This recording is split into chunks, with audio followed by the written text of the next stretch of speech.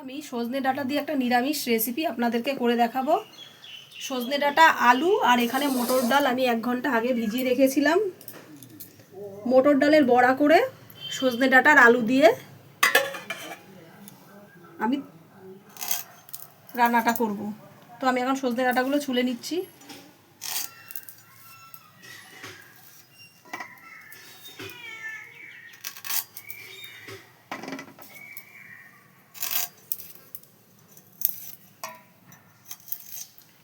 এখন আমি মশলাটা পেস্ট করে নেব। মিক্সি দিয়ে দিচ্ছি ধনে 1 চামচ,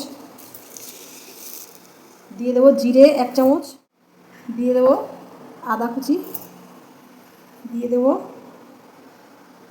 4-5টা কাঁচা লঙ্কা। আপনারা যে যেরকম ঝাল পছন্দ করেন ঠিক সেই রকম ঝাল এখানে দেবেন। দিয়ে দিচ্ছি কয়েকটা শুকনো লঙ্কা। এরপর দিয়ে দেবো সামান্য পরিমাণে জল।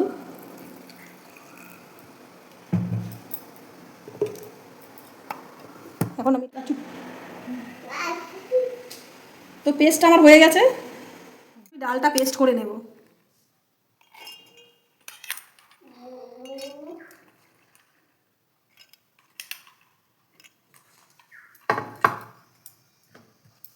ডালটা পেস্ট হয়ে গেছে।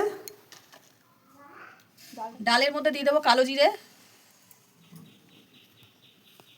দিয়ে দেবো স্বাদ মতো লবণ, দিয়ে দেবো হলুদ,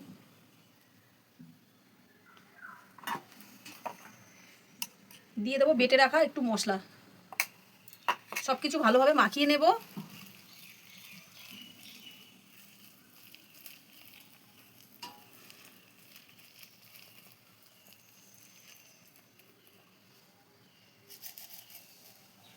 দিয়ে দেবো সামান্য একটু চিনি, আর একটু ভালোভাবে মাখিয়ে নেব। এখন আমি বড়াগুলো ভেজে নেব।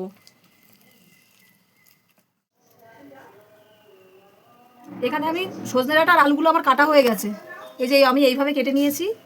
তোমরা তোমাদের পছন্দ মতো কেটে নিতে পারো। আমি একটু ছোট সাইজের করে কেটে নিয়েছি।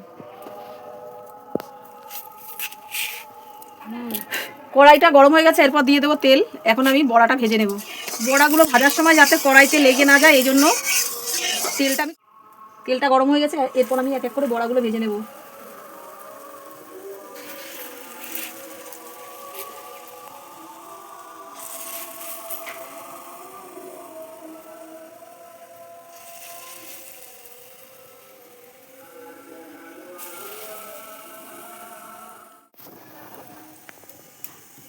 এখন আমি বড়াগুলো উল্টে দেব।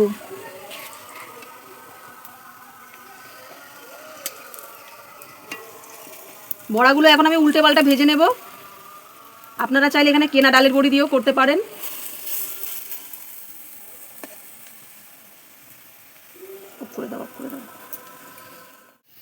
তোমার বড়াগুলো ভাজা হয়ে গেছে, এখন আমি তুলে নিচ্ছি।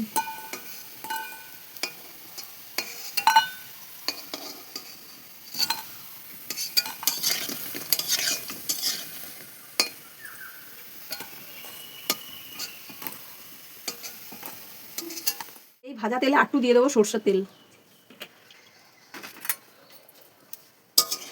তেলটা গরম হয়ে গেছে, এরপর ফোড়নে দিয়ে দেবো শুকনো লঙ্কা, দিয়ে দেবো 5 ফোড়ন। ফোড়নটা একটু ভাজা ভাজা হয়ে এলে এরপর দিয়ে দেবো আলু। আলুগুলো একটু আমি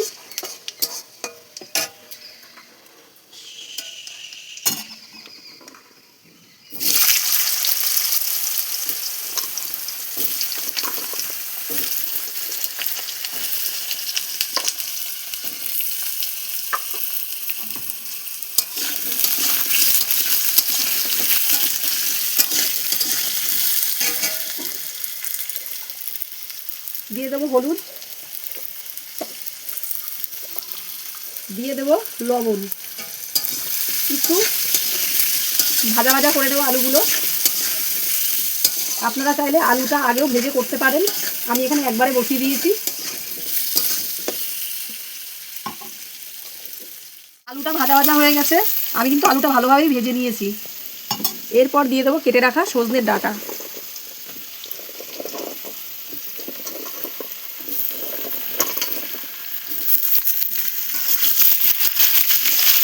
দিয়ে একটু ভালোভাবে কষিয়ে নেব।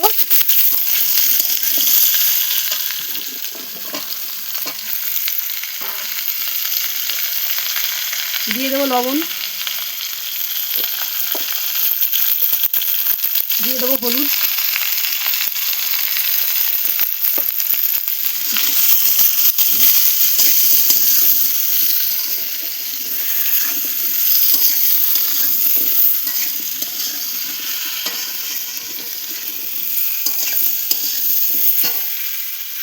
দিয়ে দেবো মশলা,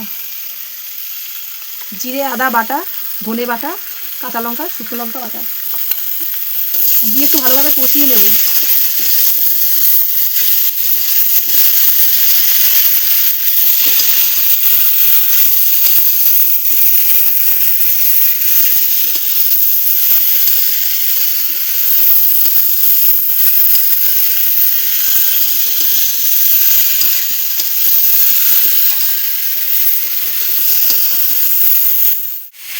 কষানো আমার হয়ে গেছে, আমি ভালোভাবে কষিয়ে নিয়েছি। এরপর দিয়ে দেবো জল।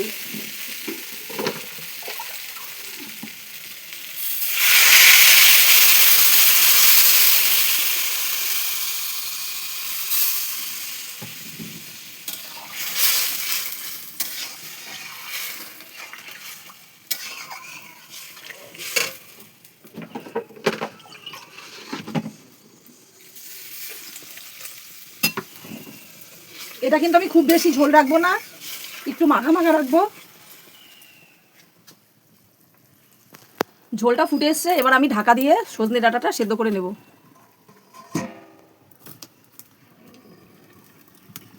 তো এখন আমি ঢাকনাটা তুলে দেখি সজনে ডাঁটাটা কেমন সিদ্ধ হয়েছে।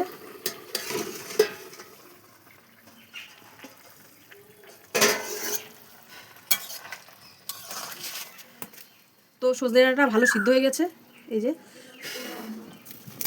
এখন আমি ভেজে রাখা বড়াগুলো দিয়ে দেবো।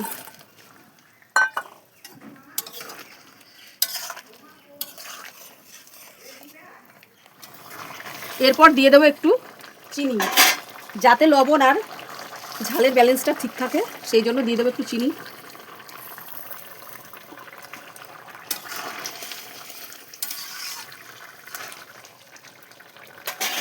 এরপর দিয়ে দেবো অল্প পরিমাণে একটু গরম মশলা, আপনারা চাইলে এখানে ধনে পাতাও দিতে পারেন।